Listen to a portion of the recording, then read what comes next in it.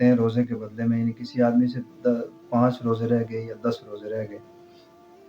اب یہ روزوں کی قضا کرنا چاہتا ہے تو اس کے ذمہ ضروری نہیں کہ 10 روزے اکٹھے رکھے، بلکہ درمیان میں وقفہ بھی کر سکتا ہے۔ لیکن جو کفارے کے روزے ہیں 2 ماہ کے مسلسل روزے ہیں، تو قضا کے روزوں میں وقفہ ہو سکتا ہے، درست ہے، لیکن کفارے کے روزوں میں یہ کسی آدمی جو ہے کسی قسم کا کوئی وقفہ نہیں کر سکتا۔ اور تیسری چیز یہ ہے کہ قضا روزے یا یہ جتنے بھی انسان کے ذمہ ضروری یہ خود رکھنا ضروری ہے، کسی کو اجرت دے کر اور کسی کو مثلا مزدوری پہ کسی سے روزے رکھوا لینا، اس کو پیسے دے کے، ایسا کرنا درست نہیں ہے۔ اور پھر رمضان المبارک کا ایک روزہ اگر کسی آدمی نے توڑ دیا تو اس کا کیا حکم ہے؟ اگر جان بوجھ کر توڑا ہے تو ایک روزہ رکھے گا قضا کا، اور 60 روزے مسلسل رکھے گا بطور کفارہ، یا پھر یہ 2 وقت کا کھانا کھلائے مسکینوں کو۔ اگر انسان کا درمیان میں تسلسل ٹوٹ گیا، 30 دنوں کے بعد کفارے کے روزوں میں ایک دن ناغہ ہو گیا، تو یہ آدمی پھر دوبارہ 1 سے شروع کرے گا اور 60 تک تسلسل کے ساتھ روزے رکھے گا۔ ان 30 روزوں کا کوئی اعتبار نہیں ہوگا۔ ہاں، اگر درمیان میں بوجہ بیماری 20 روزے رکھے پھر بیمار ہو گیا، یا 30 رکھے بیمار ہو گیا،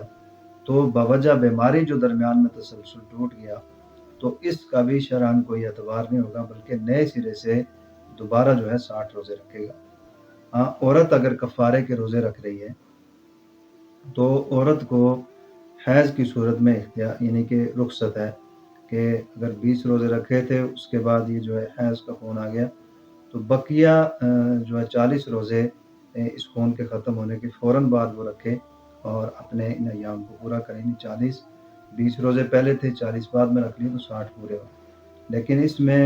پھر تاخیر درست نہیں۔ اور اگر یہی چیز تسلسل عورت کا ٹوٹ جائے نفاس کی وجہ سے تو پھر جو نفاس کا اعتبار نہیں ہوگا، بلکہ دوبارہ جو ہے 1 سے گنتی شروع کرے گی اور 60 تک اس کا پہنچانا یہ ضروری ہوگا۔ اگر رمضان المبارک میں متعدد کفارے لازم ہو گئے، متعدد کفارے کسی آدمی کے ذمہ لازم ہو گئے، یعنی کہ کئی سارے کفارے لازم ہو گئے، تو ایک کفارے کی ادائیگی سب کی طرف سے کافی ہو جائے گی، لیکن قضا ہر ایک کی الگ الگ کرنی پڑے گی۔ اور پھر اس میں یہ بھی سمجھیں کہ کفارہ صرف اور صرف رمضان المبارک کے روزے کو جان بوجھ کر جو ہے توڑنے کی وجہ سے واجب ہوتا ہے۔ اس کے علاوہ جتنے بھی نظر معین کے روزے ہیں اور اسی طرح نظر غیر معین کے روزے ہیں، چاہے رمضان المبارک کی قضا کے روزے کیوں نہ،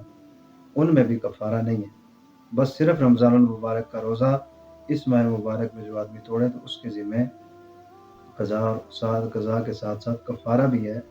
دیگر روزوں میں کفارے کا جو ہے یہ حکم نہیں۔ اور پھر آخری مسئلہ اس میں یہ ہے کہ رمضان المبارک میں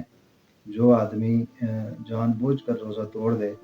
تو اب یہ 60 روزے تو رکھے گا کفارے کے، لیکن ایک روزہ قضا کا الگ سے رکھنا ضروری ہے۔ وہ 61 روزے رکھے گا تو رمضان المبارک کے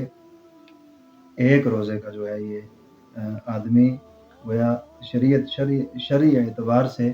رمضان المبارک کے ایک روزے کا اس نے فدیہ ادا کیا یا اس کی قضا کی، ٹھیک ہے۔ تو اس کو ذہن میں رکھنا ضروری ہے کہ ایک روزے پر اتنا بڑا عتاب، اس سے ہمیں سمجھ میں آتا ہے کہ رمضان المبارک میں جس طرح نیکی کا اجر بڑھایا جاتا ہے اور پھر 700 گنا، پھر 700 سے کئی